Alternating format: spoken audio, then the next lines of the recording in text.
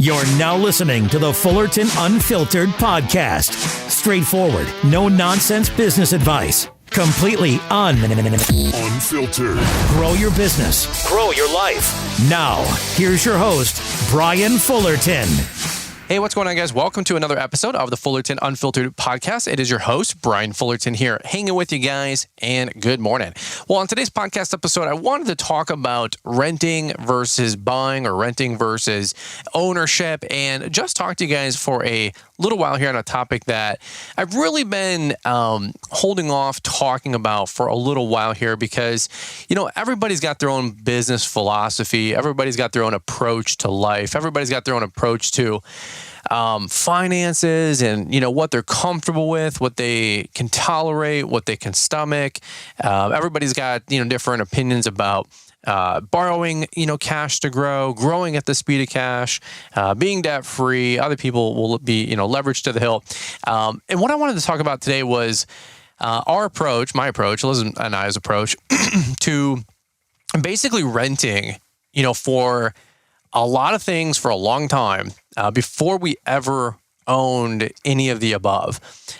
Cars, trucks, homes, storage or barns or, you know, condos, equipment in some regards, tractors. We've, by design, you know, the last couple of years especially, have chosen to rent apartments, you know, for a decade, for many reasons that I want to bring up today. I want to go through a short list and twofold. Number one, I wanted to talk about if you're renting, it's okay. Don't feel guilty. Don't feel bad. Don't feel like you're missing out. But number two, if you're like, hey, I can't buy just yet, it's okay. It's fine. The pot of gold is at the end of the rainbow. It's okay to rent. I think it's very frowned upon. There's a whole lot I want to say, and I want to make sure that I don't want to say something that you get offended by, then you turn off the podcast or you don't listen with an open heart or an open mind. But if I say something that's a little counterculture, people go, oh, I don't know about that. And I'm like, okay, dude, look, I'm not here to argue with you. I'm not going to try to convince you, whoever that is, John Q. Public, that what I'm saying is right. I don't play that game. I say many times on my podcast and to many of my friends, you can be right or you can be rich. In this lifetime, I hope to be rich. And in my second lifetime, once I'm dead and gone, everybody can look back and say, man, that guy was pretty smart. That guy was right quite a bit. Right now, I'm just in the process of trying to build wealth for my family, take care of mine, take care of you guys, and we'll just leave it at that. That being said, we could play this game semantics all day long. We could split hairs all day long. We could talk about the pros and cons and the little nuances and every juice worth the squeeze. And yeah, but look, I can justify it both ways. I have for a long time. I can play both sides. But I will just tell you, renting equipment, renting where Liz and I lived, renting places to store has been one of the best financial decisions for us personally for quite a long time. Okay. And what I wrote down here was a short list that I want to go through. So let's jump into it here. I don't want to ad-lib too long. Before I do, I will just say, and here's the quick plug because there's got to be a promotion for something on the Fullerton Unfiltered podcast. Tonight, 7 p.m. Eastern, we got Link. So if you guys are Link members, make sure you guys stick around for the 7 p.m. Live that we're going to be doing tonight. It's a bidding hour, coaching hour. It's going to be awesome. Just a little free-for-all, Q&A back and forth, whatever you guys want to talk about. Bidding and whatnot, I'm available. We're going to be hanging out doing that. For any of you guys that are on the fence to think about joining Link, I'd highly encourage you guys to do that. That's our new private Facebook community that we have. You guys get access to all the replays from day one once you join. So again, really highly encourage you guys to check that out. I've had a couple of people on the fence like, well, let's see if this thing's going to be around a couple of weeks from now, a couple of months from now. We have 140 members growing strong, about another 10, 20, 30 people per, week and per month here. So we're on a pretty good momentum and upswell. So if you're on the fence or a side, line sitter or a wallflower, I'd encourage you guys to get involved and check it out. Okay, it's $29 a month. It's a private Facebook group. Ask your questions, banter back and forth, grow with a community of like-minded individuals, and we'll see you guys tonight at 7. Let's get into the list. Number one, I want to talk about buying time. What is the reason for renting, right? Like, other than just saying blanket statement, you can buy, you can own, you can lease, right? Like, what's the point of actually renting equipment? Like, if you had to come up with a short list, the top 2, top 3, top 5, top 10, what would be the reason that you'd want to rent something versus ownership. Well, I got a bunch that are going to go through here in a second. Number one, why would we rent? It's to buy time. I mean, at the end of the day, you are looking to buy time. Now, buy time is going to lead into number 2, 3, 4, 5, 6, 7, 8, 9 that I have here. But it's simply to just get some delta, get some time, get some, have some margin is the word I'm looking for between what you're at and where you're looking to go, right? So let's say that you want to buy a new skid steer at $75,000, and you end up renting one of those pieces of equipment, whether it's once a week, once a month, whatever it is, or even for a whole year or whatever you got to do. What you're doing is you're buying time to accumulate a down payment. Maybe you're waiting for favorable interest rates. Maybe you're looking to get into better personal financial shape, maybe better business financial shape. Maybe you're looking to grow the company to be able to support that next purchase or that next investment, right? So when people are like, all too often in this world, you hear from the Gen Xers and even the Boomers, if you're just renting, you're throwing equity away. I will tell you, there are certain age groups, certain socioeconomic levels and statuses that say statements like that. And I will heed back to, you can be right or you can be rich, and you can argue with me all day, and you can argue with yourself all day. Not here to argue with you, not here to pick a fight with you. I will just tell you, from my observation, the wealthiest people, they rent a whole bunch of stuff. They don't own as much as you think, but the things that they do own make them exceedingly wealthy. Okay, if you're ever studying wealthy, rich people, a lot of the times they'll own a Porsche, they'll own a Lamborghini, but a lot of the time, their first 10, 20, 30, 40 years, they're more than likely reinvesting into something that made them extremely rich. So people are going to say, well, you're throwing equity away by, renting an apartment, a skid steer. Yes and no. I mean, obviously, yeah, once you spend that money on rent, it's quote unquote gone, but you bought time. And here's the deal. The reason you rent is to buy time. If you rent and you're not reinvesting, you're not scrounging money together, you're not growing your business to support that next purchase for that next asset or whatever it might be, then there isn't really a reason to rent. You might as well buy, right? For example, let's say you're saving $20,000, $30,000 down for a home, but instead, and so you're renting an apartment, but you keep blowing your money on stupid stuff.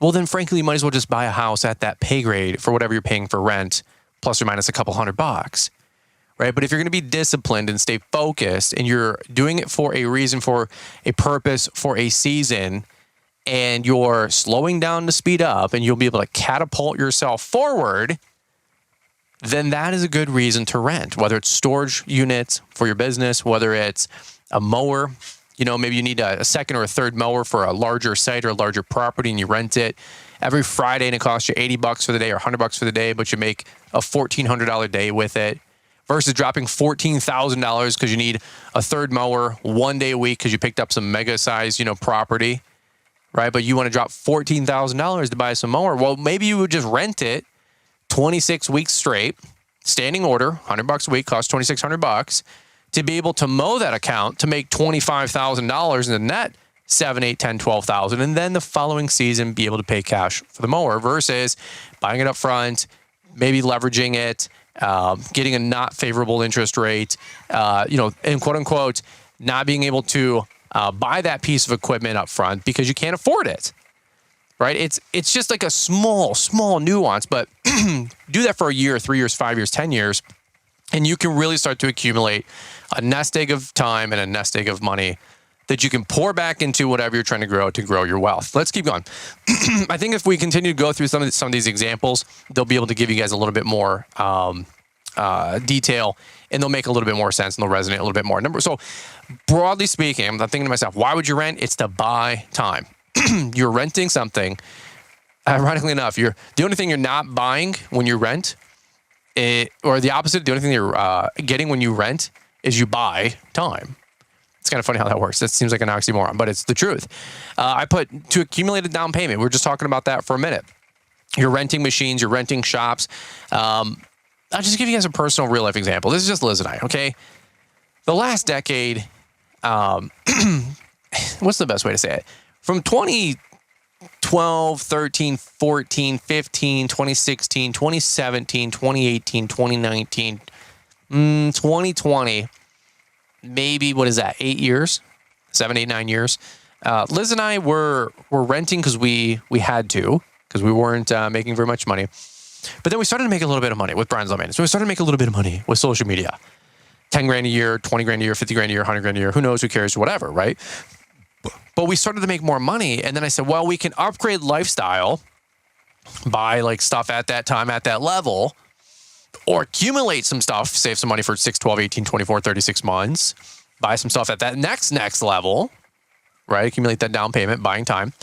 Or we can rent for a crap long time, stock, some money in the bank, and then be able to catapult and buy the nicest things and play the long game and get rid of that instant gratification, talk about delayed gratification, and be able to springboard to the nicer thing. So I will just tell you, I'm not here to convince, I'm not here to sell, I'm not here to tell you guys anything, but I will just tell you, as somebody who's in the process of been there, done that, and is doing it still, Liz and I put ourselves into extremely frustrating, confining, claustrophobic,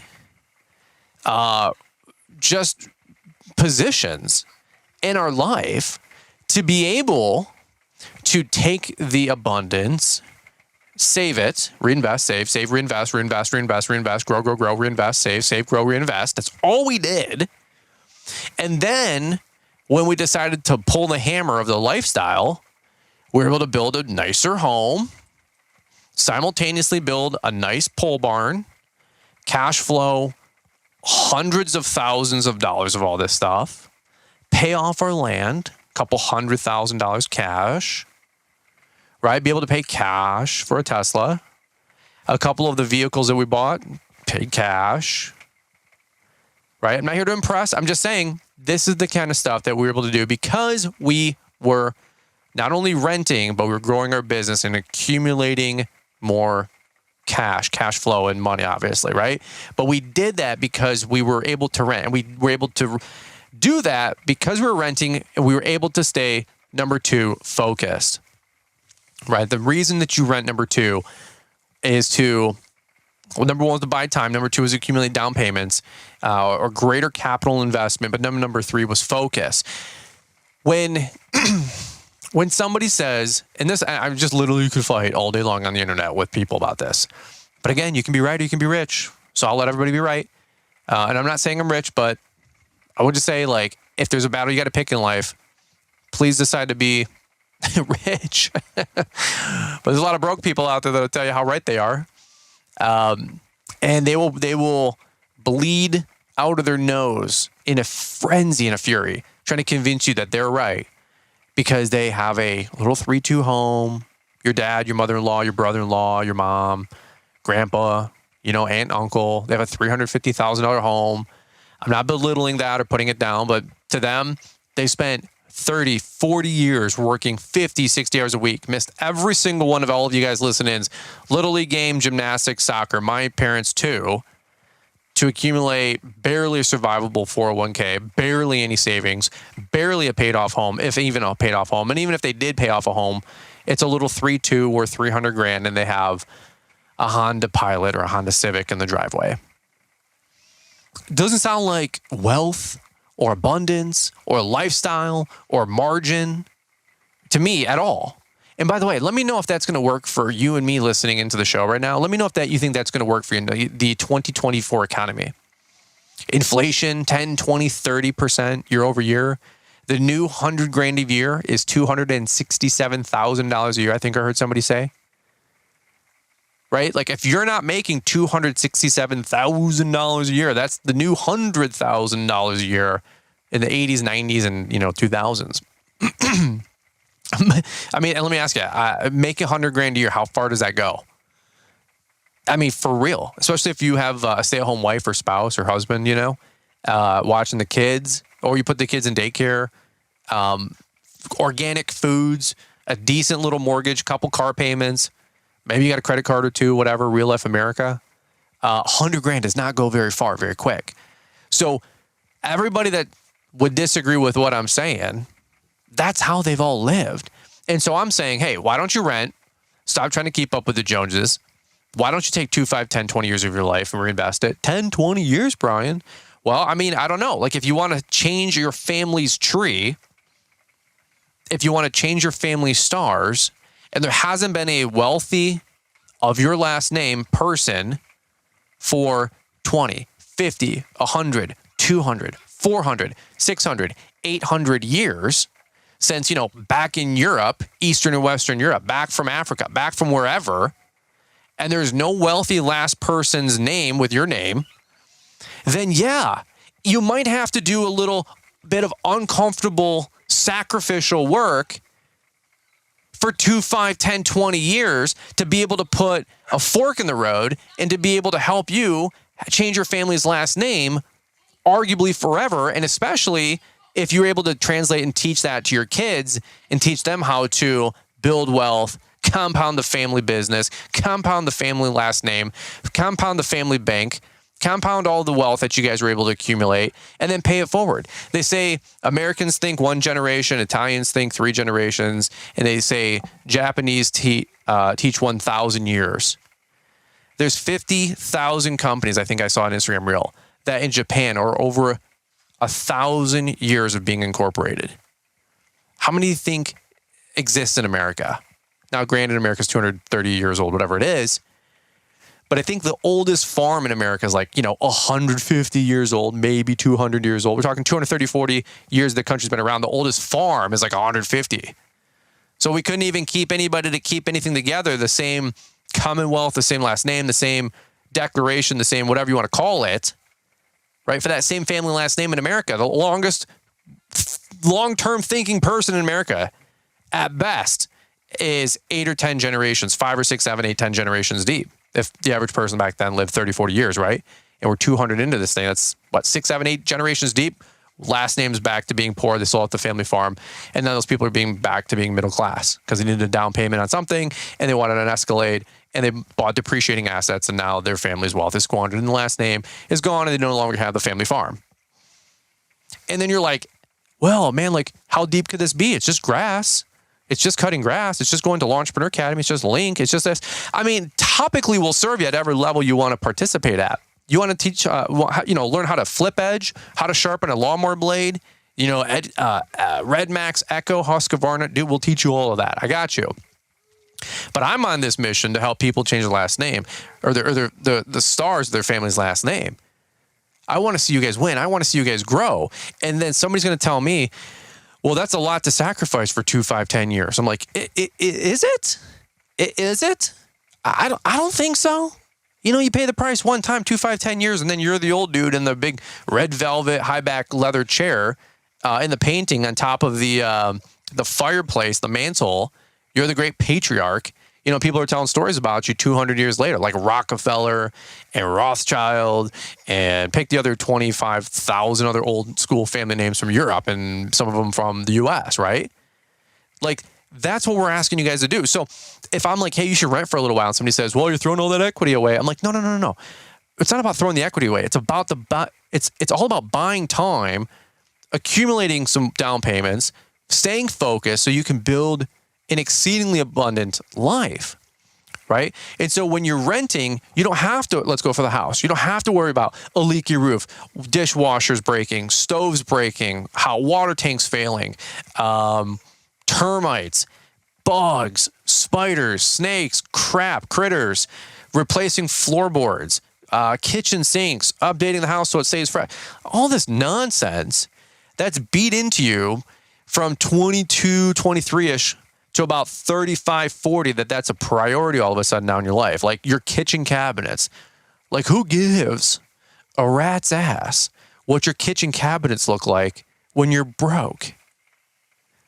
By the way, the longer you continue to worry about what your kitchen cabinets look like until you get your finances figured out is probably why you're broke. Because not only have you not been able to financially focus, you can't mentally focus. Well, here we go. What does Fullerton know? How dare he talk to me this way? Dude, I'm telling you the truth. And I know it to be true, not because I've read it in a book, because Liz and I are living it. We are doing this. Literally people are like, well, you guys are like the American dream. I'm like, yeah, Yes, we are. We've been trying to be, because we're trying to come from nothing, build something, build a couple different somethings.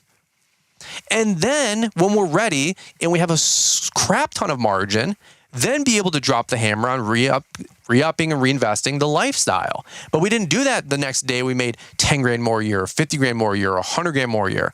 We saved hundreds and hundreds and hundreds and hundreds of thousands of dollars over the last 4, 5, 6, 8 years because we were able to stay focused, because I wasn't worrying about what our kitchen cabinets looked like or what bags my wife had or how her ring sized up to other girls who 99 out of 100 have fake freaking rings. It's a joke. And that's fine. By the way, if you're doing that, you're like, hey, one day, honey, we'll get the 3-carat ring. It's $30,000. But in the meantime, here's this, man-made whatever. It's called $1,500. Bro, I respect that. That's fine. Nobody cares. Nobody's judging. Nobody cares. But yes, that's what you should be doing. But people are like, ladies are like, I need $17,000 on my finger. I need half a man's salary. I'm like, okay. Good luck with that. That's not going to work around here. But you're able to focus. Cars. People want the nicer cars, the better cars way too soon and way too fast out of their income, their pay grade. Because not only do you get distracted on buying a stupid car, you get distracted on where that funds are going.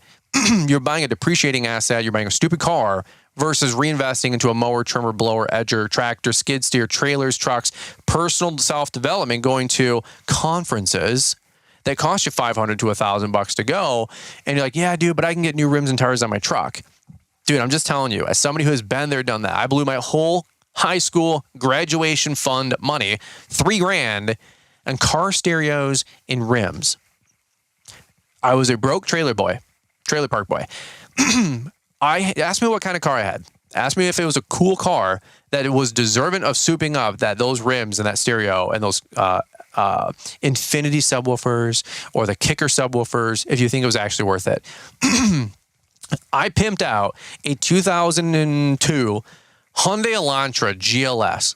It was white with little plastic rims, tan leather interior, tan cloth interior.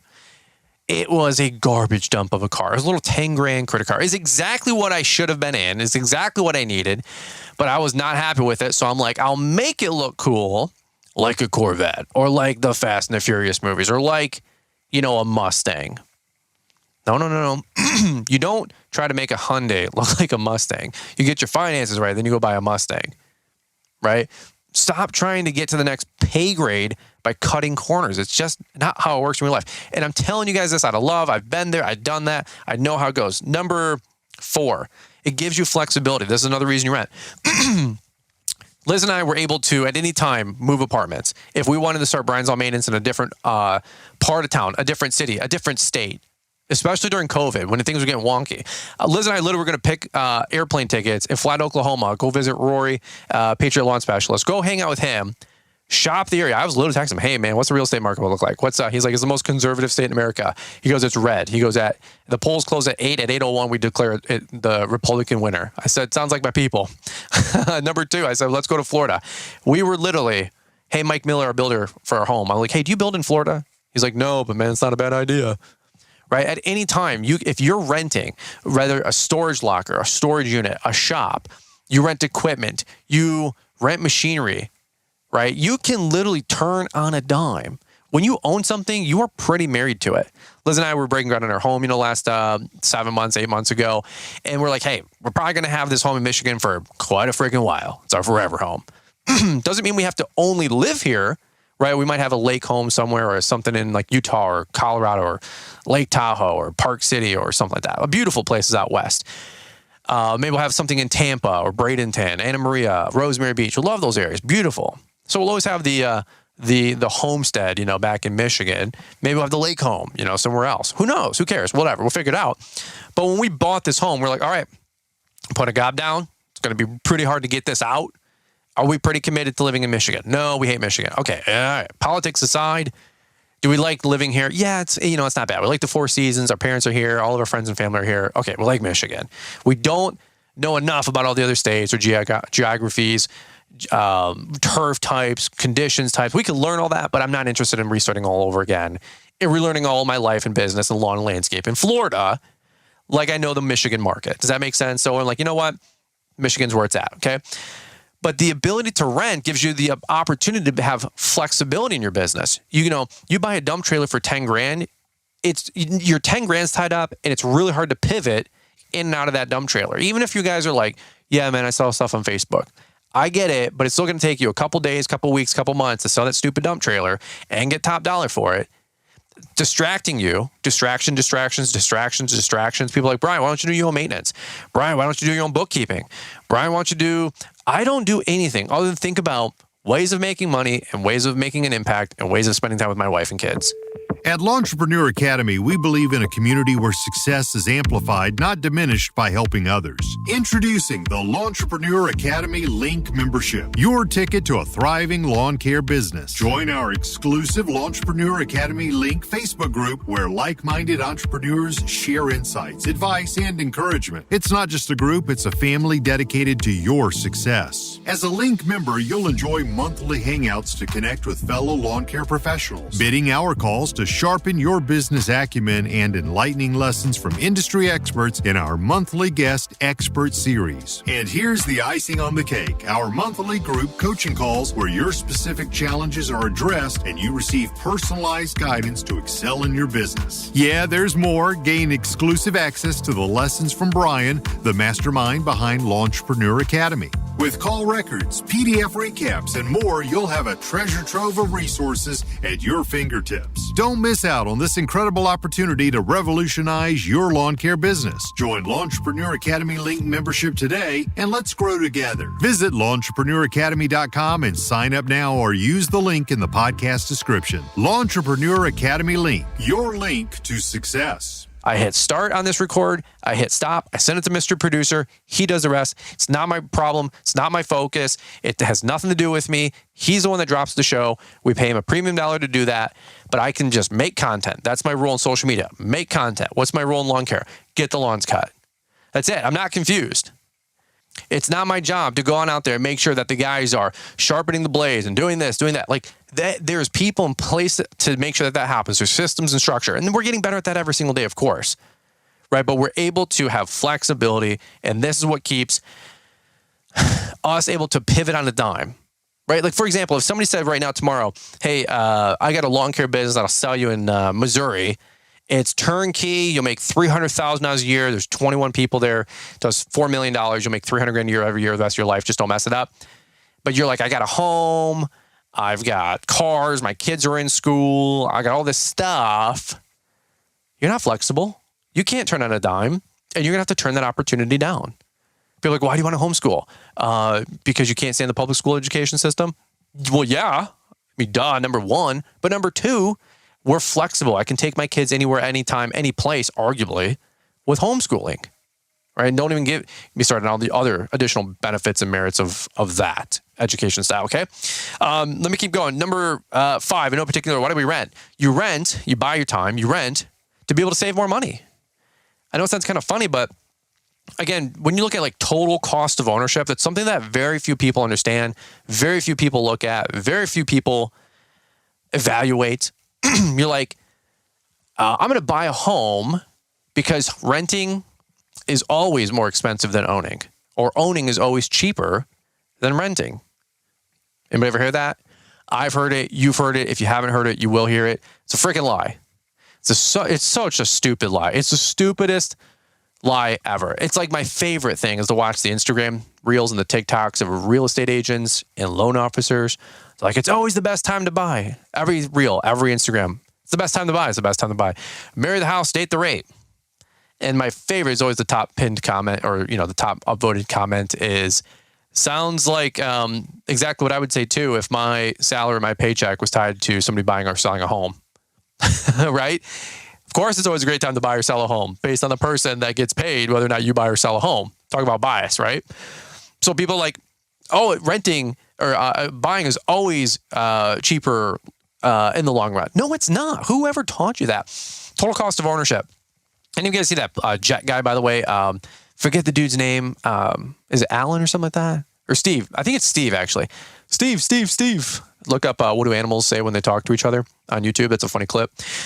I think Steve says, when you look at a jet, all these like jet ones keep popping up. I saw somebody's favorite Instagram or YouTube comment on the short. It said, I don't know where the algorithm thought that I was able to start buying private jets, but send me more of this guy.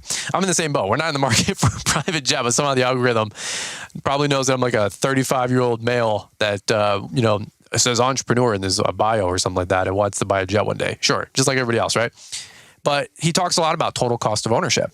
And just long story short, you buy a jet for $10 million, and everybody knows, and if you don't, you should, but everybody knows total cost of ownership. That jet's going to cost you $1, $2, $5, $10 million of operating expense to keep it going the first 1, 2, 5, 10 years of owning it. It's going to cost you double. Right? Like Liz and I are big boat people, and we always ask, what's the total cost of ownership? What does it cost to first year maintenance, second year maintenance, overhauls, engine overhauls, all these different things. You buy helicopters or airplanes. Like these are real expenses, fixed cost, variable cost, right?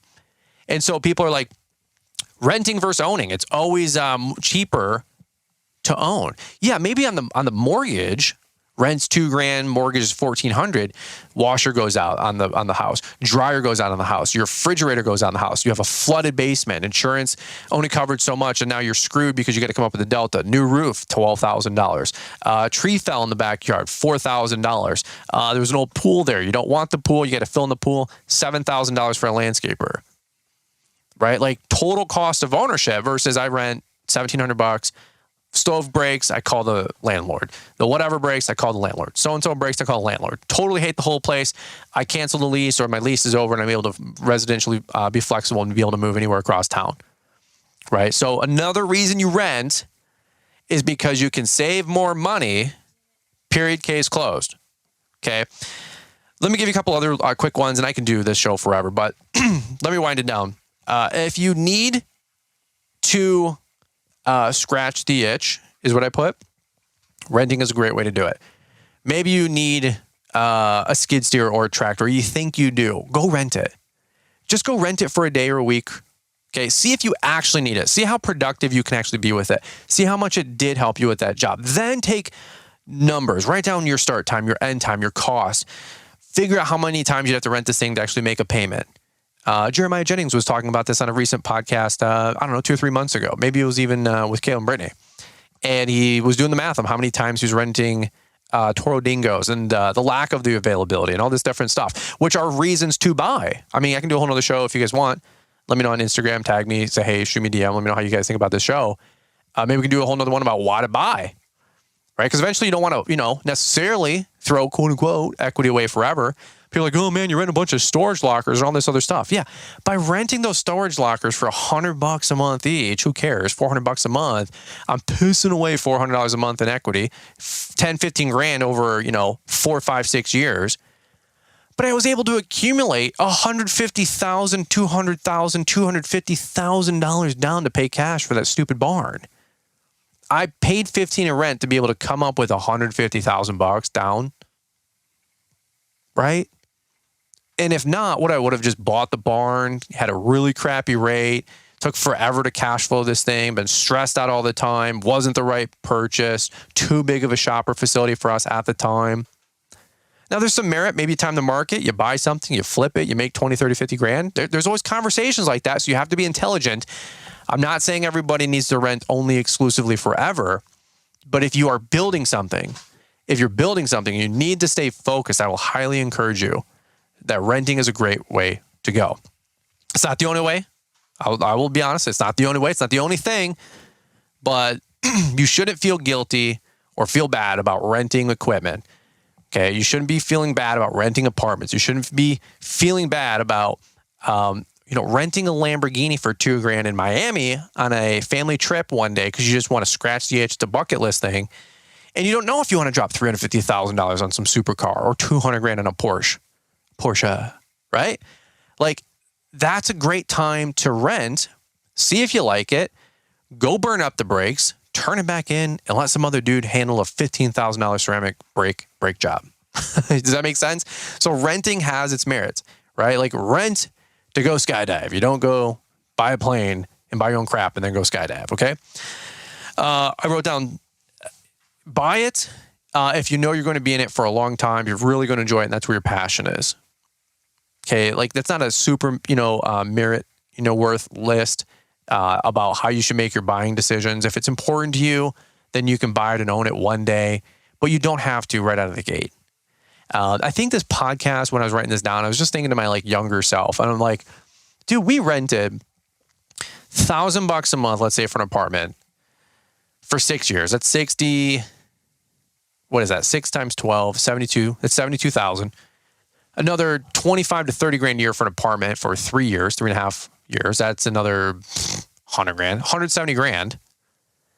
And then, really we just started making a couple bucks the last 4 years, right? Like we're not millionaires. I'll show you my YouTube check. The thing this month is like less than $2,000. It's nothing. It's a joke.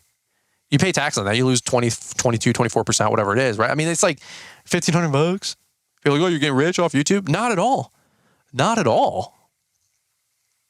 But what can you do in 3-4 years if you get your lawn care business going and you get a little social media thing going, or lawn care business going, you're making leather patch hats or something, whatever. Get your side hustles going or grow your company. Focus on your company. Right now, we're doubling down on the lawn care company. Go figure. Growing that thing now again. Right? But I spent $175,000 to buy myself some time to bring together 2, 3, 4, 5x that number to be able to put towards the house and the barn, and cash flow like $250,000 of overages between the house and the barn. Just wild stuff. Okay. I will tell you, it was the right move for us. Okay. And I wanted to do this podcast, to be honest with you, with Liz. I know she's got a plethora of knowledge when it came to this topic as well. But maybe I'll do a part 2, hearing it from the ladies' perspective, women's perspective, because there's a lot of times that she wanted to buy and we weren't ready. And a lot of this conversation was, what do you want now versus what do you want most, right? Delaying the good for the great. And I would just tell you, if you guys are looking to have that great life, that best life, and it doesn't have to be 20 years from now. We're talking some instances 2 years from now, other instances 3 or 4 years from now, other instances 5, 6, 7 years from now, other instances 7 to 10 years from now, right? Where you can pay cash. People are like, Brian, you're so against Dave Ramsey. Not at all. Not at all. I think Dave's a great guy, awesome guy, smart guy. Horrible business advice, in my opinion, for business owners. Great for employees and people with 2 Suburbans and a mortgage that's crushing them because they're living outside of their means and above their means. But man, if you can pay cash for some stuff along the way, that's awesome. If you need to borrow some debt to slingshot forward, grow your income, pay off your debt with future dollars, I think that's a no-brainer, especially when you can get some 4% interest or less. It's just being financially intelligent. It's just being smart. It's just being suave. It doesn't mean that you're playing with snakes. It doesn't mean you're debonair. It doesn't mean you're rolling the dice. It doesn't mean anything like that. It's just simple risk tolerance. It's just simple being strategic with your financial approach and how you're going to accomplish what you want to accomplish over the next 2, 5, 10 years. Does that make sense? So that being said, that's my quick list. This is a short list. I put down 6, 7 different things here. Like I said, I have been thinking about this topic for a couple of weeks now. I could probably go for another 4, 5, 6 topics. But I think these are really, really important to hear. It's okay to rent. It's okay. I know somebody I did a coaching call with. Dude was like 100 grand in debt, made a bunch of money on his home in equity, sold off his home, paid off his cards, paid off everything, rented. 2 years later, the economy crashed. He was able to buy a similar sized home at the like $50,000 less, right? So homie made 100, paid off everything, had some money left over, then went back and bought the same home he was living in, or a home very similar size, for $50,000 less than what he sold his home for just 2 years ago when the economy took a dump. Like, that was just a good move for him. And he rented for a year or two while all that was going on. And he's like 40. Nobody's judging him. Nobody cares. Maybe his peers are judging him because they're all equally probably broke. But when you get around people who are making a couple dollars or a couple more dollars than you, they would say that's a good move. Great job. We respect that. Way to go. Awesome job. Way to think long term. You're like, well, I'm 45. I can't do this. Dude, 45, like you're barely halfway on life. You got this. And some of you guys are 18, 19, 20. You're like, I want to buy everything tomorrow and I want to finance it to the hill. And you find these idiotic gurus on social media. I will just tell you, anybody that's worth their salt is putting out conservative messaging. And anybody who tells you to grow quick and grow fast and 10x something, and it's not addicted to 10x, guys, it's just the truth. You're you need to be extremely cautious with that. And if you hear my voice saying, heed that warning, and you go do it anyway, then you get burned, I'm not even going to be here to say, I told you so. I'll help pick you up off the ground. But I'm just saying, dude, we told you so. Okay. You are not going to shortcut the shortcut. You will not magically make 20 years of pain and suffering go away, 50 years of pain and suffering, thousands of years of your family's lineage of bad thinking, middle-class thinking, lower middle-class thinking, low-income thinking, go away because you bought a lawnmower and you're deciding to cut a couple lawns. It's the way you think. What's the difference between a doctor and a ditch digger? The way that they think. And this takes time to accumulate a thought process of good decision-making and making good choices. One of those good choices for Liz and myself, while we were doing that, while we were fixing our stinking thinking, was we had to buy time. We had to accumulate some down payments. We had to accumulate some wealth. We had to accumulate some margin. We had to catch our breath, for crying out loud. That's how hard we were working. And for us, renting was the right move at the time for us.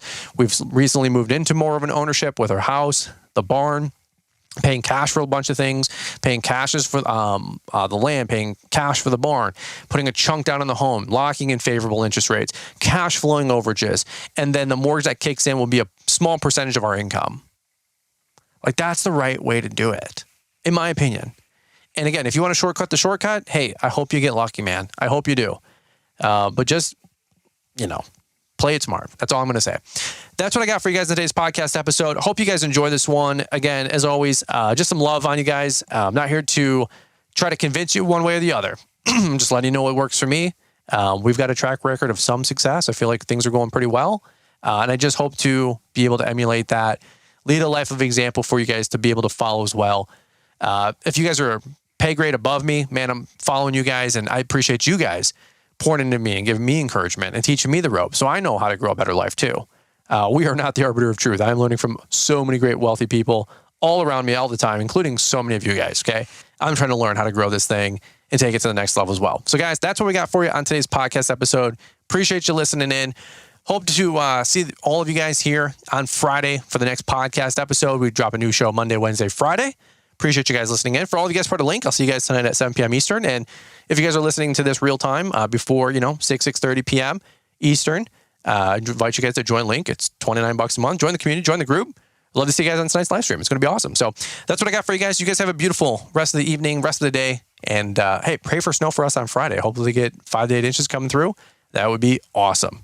All right, guys, over and out. Have a beautiful rest of the day, and we'll catch up with you guys here on the next one. Before you turn off the podcast, there are two things that we believe you will be highly interested in. First, if you're looking to stay up to date with the latest trends and insights in the world of lawn care, then you'll want to subscribe to our free email newsletter. It shows up in your inbox 3 times a week and includes a Monday motivational to kick off your week, a Wednesday what's new to keep you informed, and a Friday weekly recap of all the content we put out. The second thing is we have just launched Lawntrepreneur Academy Link. Now you can be a part of an exclusive community that links you to those who can help you grow in your lawn care business. Joining Lawntrepreneur Link will give you the tools that you need to stay accountable, get real-time expert advice, and find belonging in a community of folks who are passionate about the lawn care industry just like you. Visit LawnTrepreneurAcademy.com to learn how Link membership gives you unique access to monthly hangouts, bidding hour calls, coaching calls, expert lessons, and more. Stay ahead of the curve and level up your business with a membership to the Lawntrepreneur Academy Link. Find an easy-to-use link in the podcast description. Thanks for taking the time to listen to the Fullerton Unfiltered podcast with Brian Fullerton. We hope you enjoyed this production. If so, please consider leaving us a 5-star review for the show. While the techniques and ideas presented here are designed to help you grow a more successful and profitable business, no one can guarantee these results for you. We want to emphasize that entrepreneurship is not easy, and the ideas presented here are just the opinions of Brian Fullerton and his respective guests. No one can guarantee success for you. That being said, we hope the ideas presented here help you and motivate you to go on out there and crush it with your own business. Fullerton Unfiltered Podcast. Thanks for listening, and we hope to see you on the next episode. This has been a Brian Fullerton and Mr. Producer production.